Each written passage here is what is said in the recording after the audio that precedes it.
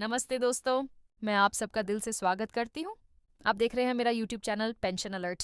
दोस्तों, आज मैं आपके सामने कुछ ऐसी खबरें पेश करने जा रही हूँ, कुछ ऐसे पर्दे उठाने जा रही हूँ जिनसे ये उम्मीद जागती है कि हमारी पेंशन बढ़ सकती है।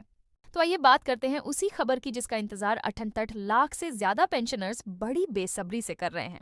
ये सिर्फ एक खबर नहीं, बल्कि करोड़ों लोगों की आंखों की उम्मीद है, वो उम्मीद की किरण जो दशकों से अपने हक के लिए खून पसीना बहा रहे हैं। इस रिपोर्ट में उस महान आंदोलन की सच्चाई है जो एक निडर और प्रतिभाशाली नेतृत्व के अधीन उस सिस्टम के खिलाफ लड़ रहा है, जिसके कान तो हैं मगर सुनता नहीं, आंखें हैं मगर देखता नहीं। ऐसे सिस्टम के खिलाफ एक व्यक्ति डटा हुआ है। जी हाँ, हम बात कर रहे हैं कमांडर अशोक राउत जी की। 13 तारीख को मंत्री महोदय से धोखा मिला, फिर 14 को भी धोखा और 15 को भी।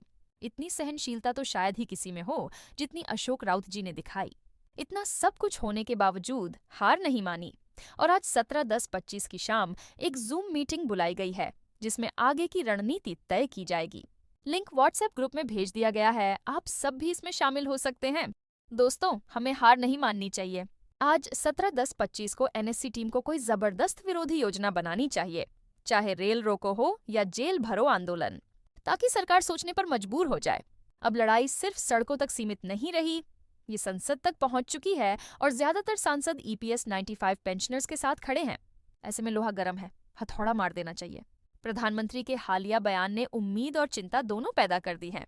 उन्होंने कहा है कि सरकार ईपीएस 95 पेंशनर्स की समस्याओं से वाकिफ है और पेंशन बढ़ाना चाहती है, मगर दूसरी तरफ ये भी कहा कि सरकार के पास इतने आर्थिक साधन नहीं हैं कि सबको एक साथ 8 समर पेंशन और डीए दिया जा सके। यानी ये खबर अच्छी भी है और बुरी भी। प्रधानमंत्री ने चरणबद्ध रूप से पेंशन बढ़ाने की बात कही है। श्रम और रोजगार मंत्री ने भी एनएससी टीम को बुलाया, वादा किया कि हमें लिखित आश्वासन देंगे, मगर 2 दिन की बैठकों के बावजूद कुछ भी लिखित रूप में नहीं दिया। मेल पर भेज दिया जाएगा। यही है वो दोहरी नीति।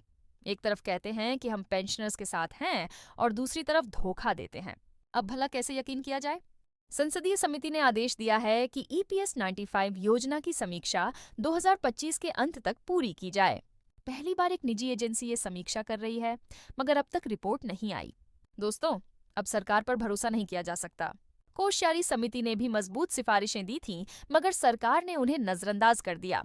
अब बसवराज बोम्मई की अध्यक्षता में नई समिति ने भी जोर देकर कहा है कि 20,000 की पेंशन जीवन यापन के लिए बिल्कुल अपर्याप्त है और तुरंत पेंशन बढ़ाई जानी चाहिए, कम से कम R7500 प्लस डीए। लेकिन सरकार ने अब तक कोई ठोस कदम नहीं उठाया। कहीं ऐसा न हो कि जैसे कोश्यारी रिपोर्ट को अलमारी में बंद किया गया, वैसे ही बोम्मई समिति की सिफारिशों को भी नजरअंदाज कर दिया जाए। हर बार सिर्फ वादे, दावे और धोखा, कोई व्यावहारिक कदम नहीं।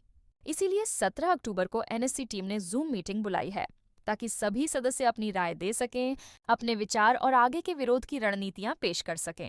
दोस्तों, दशकों से ईपीएस 95 पेंशनर्स सिर्फ RS 8000 की मामूली पेंशन पर गुजारा कर रहे हैं। ये रकम एक दिन की मजदूरी से भी कम है। क्या कोई इंसान RS 8000 में अपना खाना, दवा, बिजली बिल और किराया चुका सकता है? बिल्कुल नहीं, ये नामुमकिन है। इसी अन्याय के खिलाफ राष्ट्रीय संघर्ष समिति एनएससी के बैनर तले कमांडर अशोक राउत जी के नेतृत्व में ये आंदोलन उठा।